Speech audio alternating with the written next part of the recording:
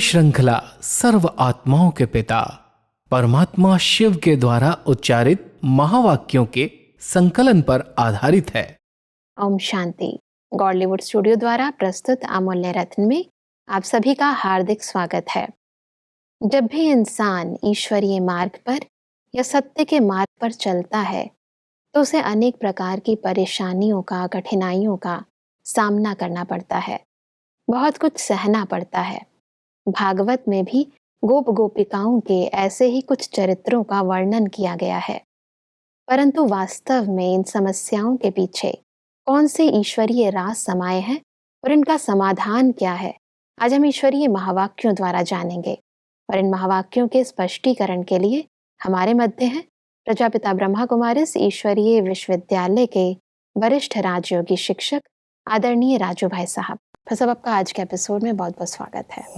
फिर सब आज हम बात करेंगे 19 मई 1983 के महावाक्यों पर, जिसका टॉपिक है साक्षी दृष्टा कैसे बने। फिर सब परमात्मा कहते हैं कि आत्मा के लिए मौजों का समय है, लेकिन शरीर से सहन भी करना पड़ता है। अपने राज्य में प्रकृति आप सबकी दासी होगी, वैसे भी दासियां बहुत होंगी, और प्रकृति के पांचों ही तत्व सदा आज्ञाकारी सेवाधारी होंगे। लेकिन अपना राज्य स्थापन करने के लिए पुराने को ही नया बनाना है, पुरानी में सेवाधारी बनना ही पड़ता है। क्योंकि आत्मा तो मौज में रहती है जी, लेकिन शरीर तो पुराने हैं जी, कुछ न कुछ बीमारियां, कोई न कोई तकलीफ आती है। तो परमात्मा कहता है संगम पर सहन भी करना पड़ता हाँ है। जी, सतयुग के अंदर तो प्रकृति सेवक के रूप में सहयोगी होगी, दासी होगी, दूसरे दास दासियां सेवा करने वाले बहुत होंगे। लेकिन संगम युग पर तो स्थापना के समय आप बच्चों को बहुत कुछ सहन करना पड़ता है। शरीर के हिसाब किताब आते हैं, उनको भी हिसाब किताब को चुकतो करना होता है। इसलिए इस समय पुराने में रह करके इसको परिवर्तन करके रहना है, इसमें ही मौज का अनुभव करना है। आत्मा मौज में है तो शरीर के अंदर कोई छोटी मोटी प्रॉब्लम आती भी है तो उसको हम सहज पार कर लेते हैं। परमात्मा हम सबको कह रहे हैं वर्तमान समय अपनी स्थिति को बड़ी मौज की रखो। अगर ये स्थिति मौज की रहेगी तो मौज की दुनिया जो आने वाली उसको बनाने में आप अच्छे मददगार बन सकेंगे। ऐसा परमात्मा कहते हैं कि अभी की यह सेवा जन्म जन्मांतर की सेवा से मुक्त कर देती है। इस सेवा के फल स्वरूप प्रकृति और चैतन्य सेवाधारी आपके चारों ओर घूमते रहेंगे। हाजिर मालिक, हांजी मालिक, यही सदा मीठा मीठा साज सुनते रहेंगे। इसलिए सदा काल की सर्व प्राप्ति के आगे यह थोड़ा बहुत सहन करना भी सहन करना नहीं लगता। श्रेष्ठ सेवा के नशे और खुशी में सहन करना एक चरित्र रूप में बदल जाता है। वर्तमान समय सब साधन तो सेवा के हैं नहीं जी, तो कई बहनों को तो बहुत मेहनत करनी पड़ती है। कहीं भी गांव में जाना है, कहीं कहीं सेवा करने के लिए निकलना है तो कई बार पैदल भी चलना पड़ता है। गर्मी है, ठंडी है, मौसम खराब है, तो कई प्रकार की परिस्थितियां आती हैं। तो परमात्मा कहता है संगम पर आप सेवा कर रहे हो और वो सेवा में कोई सहन करना पड़ रहा है, कोई बातें आती हैं, उनको पार कर रहे हो। लेकिन ये इस समय की सेवा अनेक जन्मों के लिए आपके सेवाधारी तैयार कर रही है। सतयुग से लेकर के जब आपका पाठ शुरू होगा तो सब चैतन्य सेवाधारी भी साथ साथ होंगे, प्रकृति भी आपकी सेवा करेगी। लेकिन स्थापना के समय थोड़ा समय मेहनत करो, सहन करो और मौज से करो, खुशी खुशी से करो, तो ये सेवा अनेक जन्मों की प्रारब्ध बना देगी। परमात्मा कहते हैं कि भागवत आप सबके सहन शक्ति के चरित्रों का यादगार है। तो सहन करना नहीं, लेकिन यादगार चरित्र बन रहे हैं। अभी तक भी यही गायन सुन रहे हो कि भगवान के बच्चों ने बाप के मिलन के स्नेह में क्या क्या किया, गोपी वल्लभ के गोप गोपिकाओं ने क्या क्या किया। तो यह सहन करना नहीं, लेकिन सहन ही शक्तिशाली बना रहे हैं। सहन शक्ति से मास्टर सर्वशक्तिवान बनते हो। भागवत में भी यही दृष्टांत आते हैं। कई चरित्र ऐसे दिखाए गए हैं जी, जिसमें बहुत मेहनत दिखाई गई है। क्योंकि असुरों का विघ्न पड़ते थे, उन पर जीत प्राप्त करना, परिवार में भी कई बंधन डालते थे, क्योंकि भगवान तो गुप्त रीति से अपना कार्य करते। जी। और गोपियों ने जिन्होंने पहचान लिया वो तो दीवानी, उनकी मुरली सुनने के लिए, उनसे मिलने के लिए छिप-छिप करके भागे। तो अनेक प्रकार के बंधन पड़ते थे, अनेक प्रकार की उनको समस्याओं का सामना करना पड़ता था। तो परमात्मा कहते हैं जो भागवत के अंदर चरित्र गाए हुए हैं, वही कर्म अभी आपके सामने आ रहे हैं। वो आपके कर्म चरित्र बन रहे हैं, इसलिए सहन करते-करते आप शहंशाह बन जाएँगे। सब शक्तियाँ आपके जीवन में आ जाएँगी। जी। अगर एक शक्ति सहन कर लिया तो दूसरी सब शक्तियाँ आपके साथ आ जाएँगी, क्योंकि आप परमात्मा के साथ पार्ट बजा रहे हो। बहुत गुप्त पार्ट है ये। इसको पहचानना और पार्ट बजा करके हर कर्म को चरित्र के रूप में करना, उसके लिए कुछ भी सहन करना पड़े, कितनी भी बातें आ जाएँ, लेकिन आप उसको सहन करते-करते पार हो जाएँगे और सब शक्तियों से संपन्न बन जाएँगे। परमात्मा कहते हैं कि मन तो सदा नाचता रहता है ना, तो मन की खुशी यह थोड़ा बहुत सहन भी खुशी में परिवर्तन कर देते हैं। तन भी तेरा, मन भी तेरा, तो जिसको तेरा कहा वह जाने। आप तो न्यारे और प्यारे रहो। सिर्फ जिस समय तन का हिसाब किताब चुकतू करने का पाठ बजाते हो, उस समय यह निरंतर स्मृति रहे कि बाबा आप जानो, आपका काम जाने। मैं बीमार हूँ? नहीं। मेरा शरीर बीमार है? नहीं। तेरी अमानत है, तुम जानो। मैं साक्षी दृष्टा बन आपकी अमानत की सेवा कर रही हूँ। इसको कहा जाता है साक्षी दृष्टा, ट्रस्टी बनना। बहुत अच्छी ऊंची स्टेज है जी। कि शरीर की कोई भी भोगनाएं आती हैं, कोई भी हिसाब किताब आते हैं, जब हमने कह दिया ये तन तेरा, ये मन तेरा, सब कुछ तेरा है, तो परमात्मा ने हमें संभालने के लिए दिया है। अगर ये बीमार है तो हम ये न कहें मेरा तन बीमार है, परमात्मा की अमानत है ये, मुझे इसकी संभाल करनी है। इस स्मृति के आधार से आप साक्षी दृष्टा और ट्रस्टी होकर के शरीर को संभालो। मन उसके अंदर डिस्टर्ब न हो जाए। जो मन की मौज में रहते हैं, मन खुशी में रहता है, तन के कोई हिसाब किताब आते हैं उनको बहुत सहज, अलग से, जैसे कोई भोगने वाला भोग रहा है, मैं अलग से उसको देख रहा हूँ, उसका प्रभाव नहीं पड़ता। तो परमात्मा कहता है कि संगम युग पर कई पुराने किए हुए कर्मों के हिसाब किताब आप बच्चों के सामने आते हैं जी। बीमारी के रूप में, लेकिन मैं बीमार हूँ, मेरा तन बीमार है, ये नहीं कहो। बाबा की अमानत है, जैसे वो रखे, जैसा जो सेवा कराना चाहे कराए, मैं उसकी अमानत को ठीक तरह से संभालूं।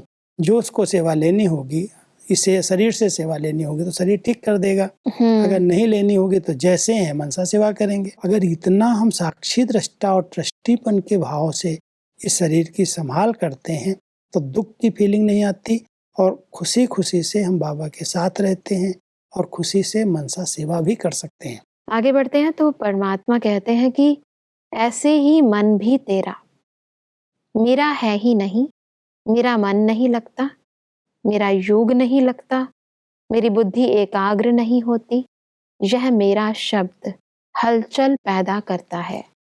मेरा है कहाँ? मेरापन मिटाना ही सर्व बंधन मुक्त बनना है।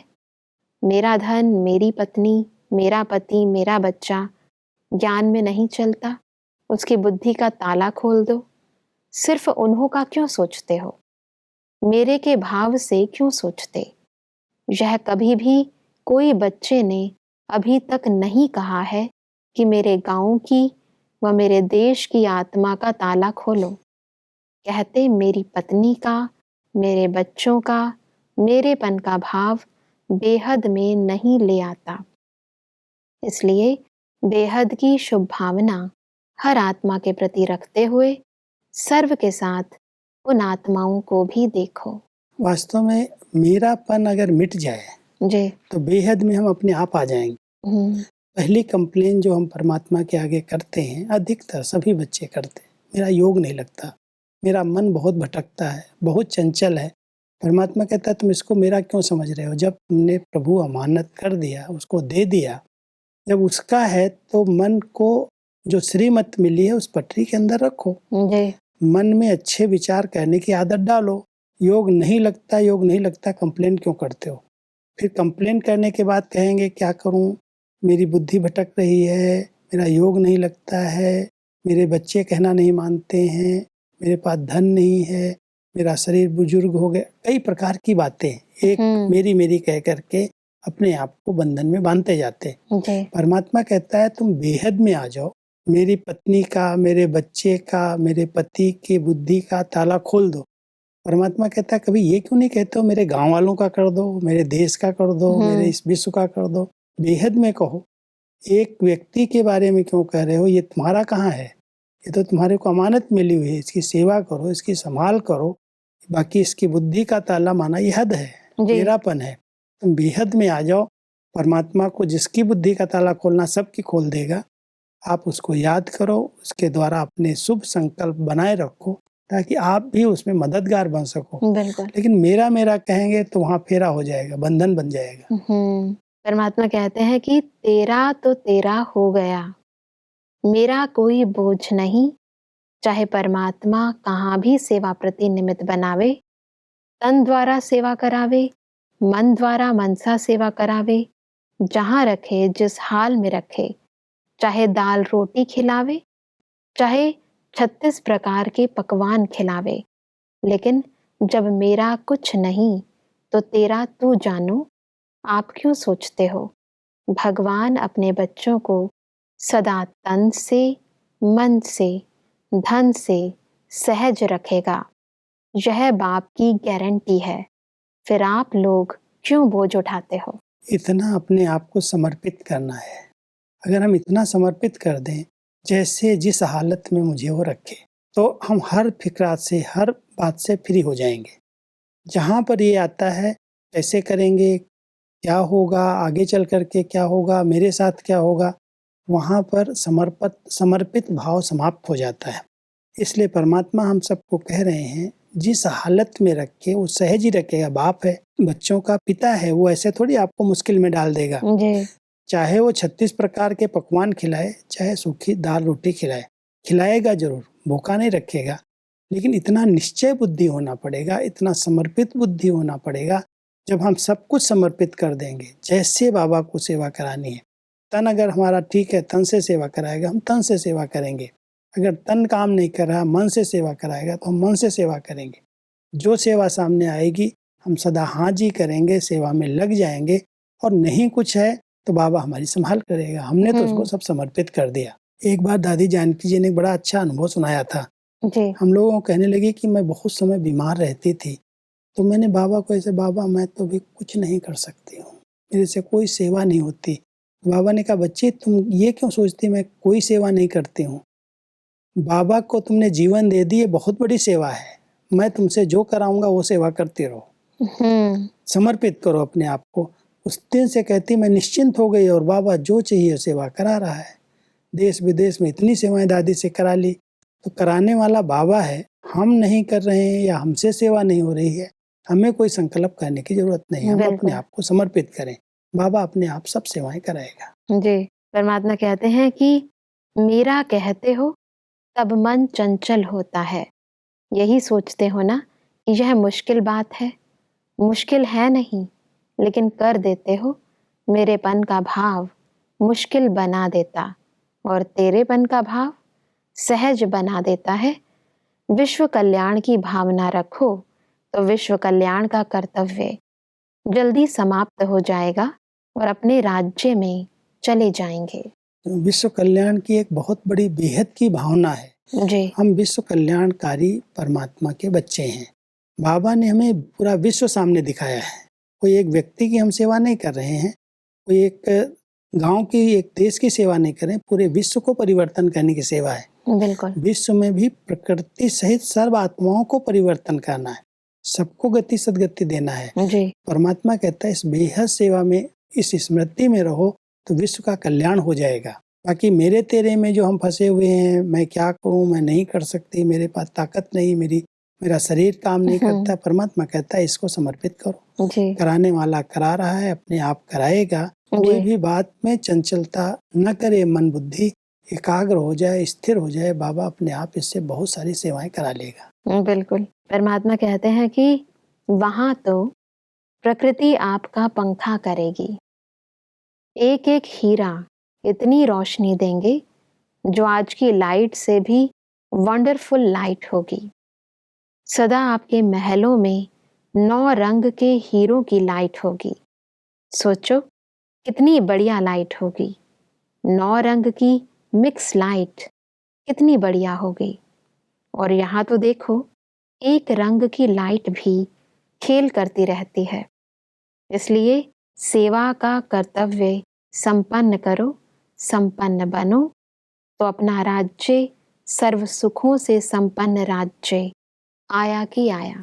परमात्मा हमारे आगे हमारा भविष्य पहले दिखा रहे हैं हाँ जी। कि देखो ऐसे सत्युग के अंदर महल बनेंगे, ऐसा सुंदर सुख के साधन होंगे, कोई भी प्रकार की लाइट का भी खेल नहीं चलेगा। यहाँ तो लाइट आती है चली जाती है, कितना डिस्टर्ब करती है। वहाँ पर सतयुग के अंदर 9 रतन जो लगेंगे, हीरे लगेंगे अलग अलग रंग के। एक स्थान पर कोने में अगर छोटी सी लाइट जला दी गई तो पूरा घर चमकने लगेगा वैरायटी रंग की किरणों से। तो परमात्मा कहता है वो सतयुग के सुख भोगने के लिए अभी सेवाओं को संपन्न करो और अपने आप को संपन्न बनाओ।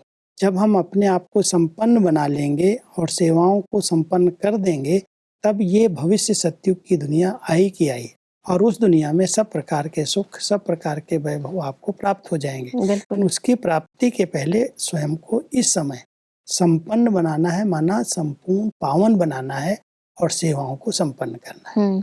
इसी तरह परमात्मा कहते हैं कि अब तो ट्रेनों के रश में जाना पड़ता है, फिर तो आपके महलों में आगे पीछे अनेक विमान खड़े होंगे। चलाने वाले का भी इंतजार नहीं करना पड़ेगा। छोटे से छोटे जीवन में भी चला सकते हो।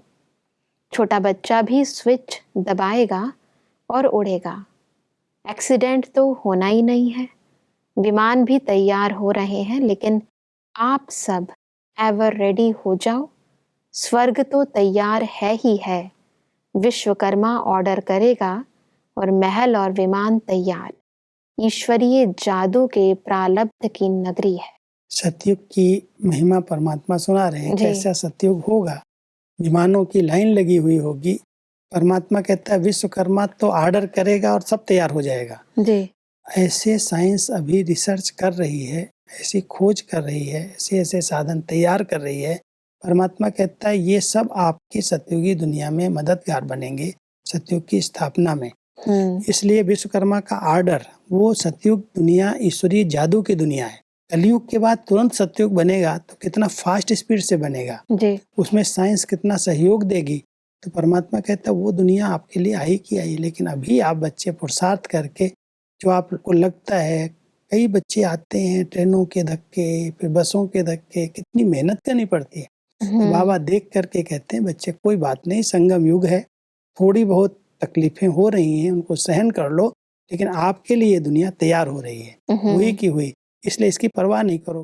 परमात्मा आगे ट्रेनिंग करने वाली कुमारियों से बातचीत करते हुए कहते हैं कि जहां भी रहो वहां सदा अपने को पूज्य महान आत्मा समझकर चलना।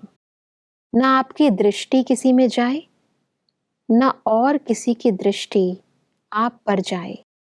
ऐसी पूज्य आत्मा समझकर चलना।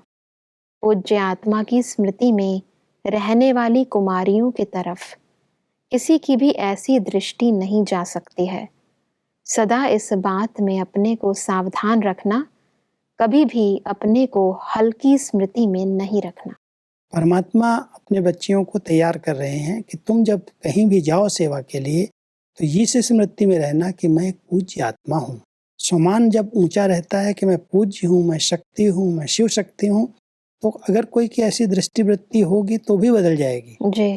तो आप अगर साधारण वृत्ति में हो, अपने आप को कन्या कुमारी समझ रही हो, तो आपके ऊपर दृष्टि वृत्ति किसी की चंचल हो सकती है। लेकिन मैं एक महान आत्मा हूँ, मैं पूज्य आत्मा हूँ, शिव की शक्ति हूँ, उस सम्मान में जब रहेंगी तो आपके ऊपर कोई की दृष्टि वृत्ति चंचल नहीं होगी। कोई आपको देख करके उस भावना से नहीं देखेगा, वो आपको बहुत ऊंची नजर से देखेगा। परमात्मा इसलिए कहते हैं कि ब्रह्मा कुमारी तो बन गई, कभी ऐसे अलबेले नहीं बनना। अभी तो दादी बन गई, दीदी बन गई, नहीं, यह तो कहने में भी आता है, लेकिन है श्रेष्ठ आत्मा, पूज्य आत्मा, शक्ति रूप आत्मा। शक्ति के ऊपर किसी की भी नज़र नहीं जा सकती। अगर किसी की गई तो दिखाते हैं वह भैंस बन गया, और भैंस जैसे काली होती है तो वह भैंस अर्थात काली आत्मा बन गई, और भैंस बुद्धि अर्थात मोटी बुद्धि हो जाएगी। अगर किसी की भी बुरी दृष्टि जाती है तो वह मोटी बुद्धि, भैंस बुद्धि बन जाएगा। क्यों किसी की दृष्टि जाए, इसमें भी कमजोरी कुमारियों की कहेंगे। परमात्मा अपने बच्चों को, खास करके कुमारियों को कहते हैं कि अगर आपके ऊपर कोई की दृष्टि जाती है, कोई कारण से उसके विचार गंदे होते हैं, बुरी दृष्टि से आपको देखता है, तो उसकी कमी नहीं है, वो आपकी कमी है। आप अपने को साधारण कुमारी समझ रही हो, आप शिव शक्ति हो, आप महान आत्माएं हो। शक्तियों के आगे तो कोई भी अगर बुरी दृष्टि से आता है तो उसके ऊपर पैर रख देती हैं, उनको तो दिखाते हैं, वो भैंस बन जाता है। तो परमात्मा स्मृति दिला रहे हैं कि आपकी जो ये यादगार बनी हुई है देवियों के रूप में, नवरात्रि पर जो आपकी पूजा होती है वो बहुत श्रेष्ठ पूजा है। ये कोई अस्त्र शस्त्र ऐसे नहीं है जो मारा किसी को, ये आपके पास ज्ञान और योग के अस्त्र शस्त्र हैं, और उन ज्ञान और योग के अस्त्र शस्त्र से जब ऊंचे सोमान में आप स्थित रहेंगी तो आपको उस नज़र से कोई देख ही नहीं सकता। अगर देख लेगा तो भैंस बुद्धि बन जाएगा, मोटी बुद्धि बन जाएगा, या भैंस की तरह, जैसे भैंस का वध कर दिया उसने देवी ने। तो परमात्मा कह रहे हैं उस ऊंचे सोमान में रहो जो कोई भी आपको गलत दृष्टि से भी न देख सके। अगर देखता है उसकी कमी नहीं, आपकी कमी है, क्योंकि आप अपने पूज्यपन के समान में नहीं रहते हैं। बिल्कुल, महिषासुर वध को बहुत ही स्पष्टता से परमात्मा ने समझाया है, और इसीलिए परमात्मा कहते हैं कि जैसे शुरू में छोटी छोटी कुमारियों को परमात्मा कहते थे इतनी मिर्ची खानी पड़ेगी, इतना पानी पीना पड़ेगा, डरना नहीं, तो माया आएगी, बहुत बड़े रूप से आएगी, लेकिन परखने वाले सदा विजयी होते हैं, हार नहीं खाते। हम लोग भी जब आए तो हमारी दीदी जी बहुत हमसे खेल करती थी, कहती तुम समर्पित होंगे, देखना इतनी इतनी मिर्ची खानी पड़ेगी, इतना इतना पानी मटके का पीना पड़ेगा, इतनी सेवा करनी पड़ेगी। जब कहता था हाँ करेंगे दीदी, डरेंगे नहीं, करेंगे, तो फिर ऐसे ऐसे हाथ से कर देती थी तो आंखें ऐसे अगर झपक लेता, कहता अरे ऐसे किया तुम, आंखें झपक लिए, डर गया, फिर ये सेवा करनी पड़ेगी तो फिर डरोगे तो नहीं। तो बाबा भी कह रहा है देखना ये सब पेपर तो आएंगे, लेकिन आप शिव शक्ति बन करके रहना, डरना नहीं, कोई भी बातें आ जाए उनको सहज क्रॉस कर लेना। बिल्कुल भाई साहब, आज हमने बहुत ही गहराई से समझा कि संगम युग पर विभिन्न चरित्रों के पीछे ईश्वरीय गुह्य राज कौन से हैं। भाई साहब, इस स्पष्टीकरण के लिए आपका बहुत बहुत धन्यवाद। ओम शांति। दर्शकों, आज के महावाक्यों में परमात्मा ने कहा कि ईश्वरीय कार्य में सहन करना अर्थात मास्टर सर्वशक्तिवान बनना है। परमात्मा ने कहा कि हमें साक्षी दृष्टा बनकर तन के सब हिसाब किताब चुकतू करने हैं, और ट्रस्टी बनकर मन के सब बोझ, सब बंधन परमात्मा को दे देने हैं। परमात्मा ने कहा कि पूज्य आत्मा की स्मृति में रहने वाली आत्मा के ऊपर कभी भी किसी की कुदृष्टि नहीं जा सकती। दर्शकों, आज के महावाक्यों से संबंधित यदि आपके मन में कोई भी प्रश्न है तो आप हमें ईमेल कर सकते हैं। हमारा ईमेल आईडी है amulyaratna@godlywoodstudio.org। अगले एपिसोड में एक और अव्यक्त वाणी के साथ आप सभी के समक्ष हम फिर हाजिर होंगे। तब तक के लिए लेते हैं इजाजत। ओम शांति। मुख्य सार, तन का हिसाब किताब चुकतू करते समय की स्मृति। मैं बीमार हूँ, मेरा शरीर बीमार है, नहीं, तेरी अमानत है, तुम जानो। मैं साक्षी दृष्टा बन आपके अमानत की सेवा कर रही हूँ। मेरा शब्द का उपयोग, मेरा शब्द हलचल पैदा करता है, मेरापन मिटाना ही सर्व बंधन मुक्त बनना है। माया से सेफ रहने की युक्ति, न आपकी दृष्टि किसी में जाए, न और किसी की दृष्टि आप पर। न स्वयं कमज़ोर बनो, न दूसरों को कमज़ोर बनने की मार्जिन दो। अधिक जानकारी के लिए संपर्क करें Amulya Ratan Godlywood studio, Manmohini Van, Shanti Van post, Abu road, 307510, district Sirohi, Rajasthan. Email ID है amulyaratn@godlywoodstudio.org। इस श्रृंखला को प्रजापिता ब्रह्मा कुमारीज ईश्वरीय विश्वविद्यालय के सेवा केंद्रों पर क्लास में नियमित रूप से चलाने के लिए गॉडलीवुड स्टूडियो से संपर्क करें।